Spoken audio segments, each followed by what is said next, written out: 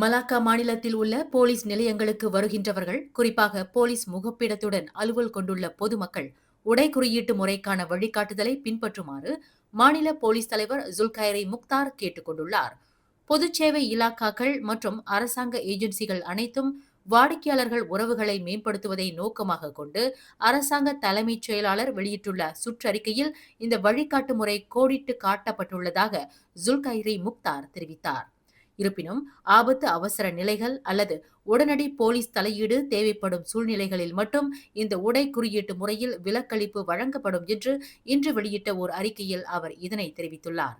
Malacca ஜாசின் மாவட்ட police தலைமையகத்திற்கு நேற்று புகார் அளிக்க வந்த பெண் ஒருவர் அணிந்திருந்த ஆடை அரசு வளாகங்களுக்கு பொருத்தமற்றதாக கருதப்பட்டதால் அவருக்கு அனுமதி மறுக்கப்பட்டதாக வெளிவந்த செய்தி தொடர்பில் ஜுல்கைரி முக்தார் இதனை தெரிவித்தார். இந்த சம்பவம் நேற்று மாலை 5 மணியளவில் நடந்ததாகவும், அப்போது 2 பெண்கள் சாலை விபத்து குறித்து புகார் அளிக்க வந்ததாகவும் அவர் விளக்கினார். இந்த விபத்தில் எந்த பெண்ணுக்கும் காயம் ஏற்படவில்லை. ஒரு பெண் முட்டிக்கு மேல் அணிந்திருந்த குட்டை பாவாடை பொருத்தமற்றதாக கருதப்பட்டதால் அவரை மட்டும் வீட்டிற்கு சென்று பொருத்தமான ஆடையில் வருமாறு கேட்டுக் கொள்ளப்பட்டதாக அவர் குறிப்பிட்டார். மேலும் செய்திகளை தெரிந்து கொள்ள கீழே இருக்கும் பெல் பட்டனை அழுத்துங்கள். உங்கள் மகிழ்ச்சியை வெளிப்படுத்த லைக் மற்றும் ஷேர் செய்யுங்கள். தொடர்ந்து திசைகளோடு இணைந்திருக்க சப்ஸ்கிரைப் செய்யுங்கள்.